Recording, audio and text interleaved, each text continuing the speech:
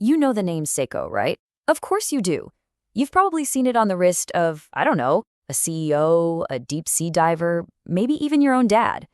But trust me, behind that familiar name is one of the most radical, game-changing stories in the entire history of timekeeping. So let's really get into it, because the question isn't just what they did, it's how.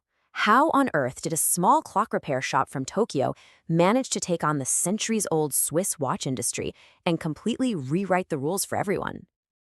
To really wrap our heads around their journey, we're going to zoom in on three absolutely pivotal moments.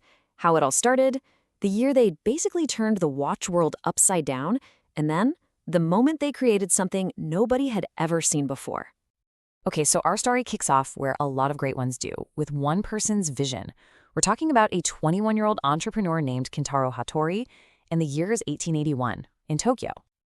Now, Hattori wasn't content just selling and fixing watches. He wanted to build them. So he started the Seiko factory, which, by the way, translates to the House of Exquisite Timekeeping.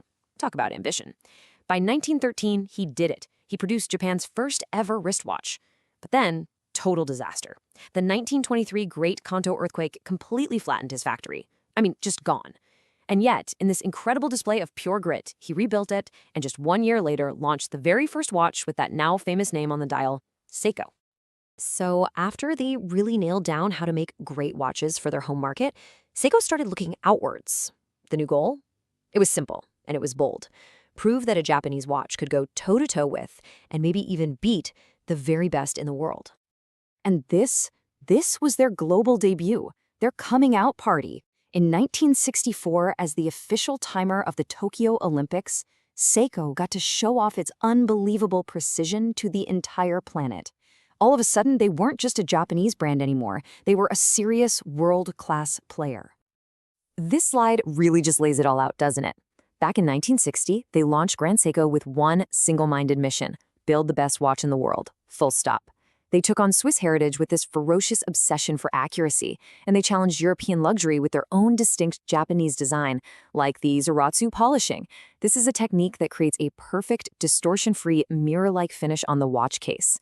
It was a direct shot across the bow. They weren't just competing, they were issuing a challenge. But here's the thing. Mastering the old ways was never going to be enough for Seiko. They were about to unleash an innovation so disruptive, it was like a ticking time bomb planted right in the heart of the traditional watch industry. And it was about to go off. Just look at this number, ±5. What on earth could that mean? Well, let me tell you, it represents a level of accuracy that, up until this point, was basically science fiction for a watch you could wear on your wrist.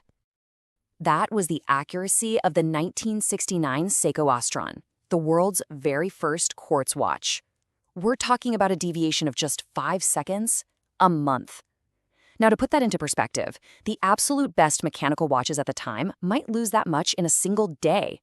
This wasn't just a step forward, it was a quantum leap. And the impact was, well, it was seismic. The Astron is what kicked off the infamous quartz crisis for the Swiss. Suddenly, insane accuracy wasn't some exclusive thing for rich collectors anymore. Seiko had basically democratized precision, making it affordable and available to literally millions of people. The game had completely changed. Okay, so you've just conquered the entire watch world with quartz. You think it's time to kick back and relax, right? Not Seiko. Instead, they asked this really fascinating question: what if? What if you could combine the soul and craft of a mechanical watch with the flawless precision of quartz?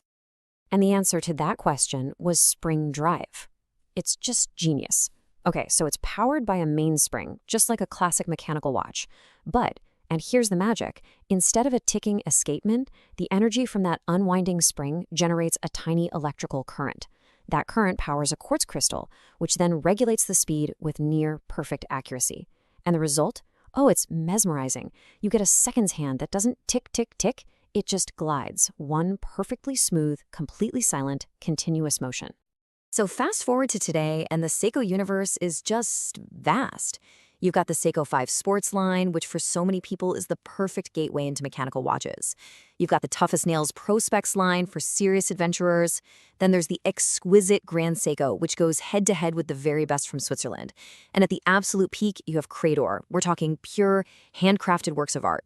There is literally a Seiko for everyone and everything.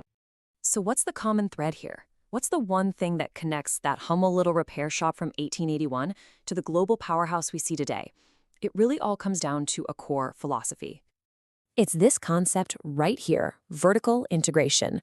Seiko is one of the only watchmakers in the entire world that makes everything in-house. And I mean everything. They don't just assemble parts from other companies. No, they design their own movements, they forge their own steel for the cases, they mix their own loom for the dials, they even grow their own quartz crystals in a lab. This gives them an unbelievable amount of control over quality and innovation. And that control is exactly what lets them do it all. I mean, think about it for a second. What other company on the planet makes a super reliable automatic watch for under $500 and a $500,000 handcrafted masterpiece? This ability to master the entire spectrum of watchmaking, that's what truly makes Seiko one of a kind.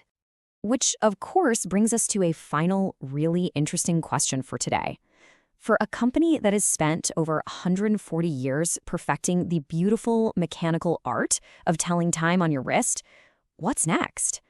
In an age of smart devices where the time is literally everywhere, what does the future hold for the house of exquisite timekeeping?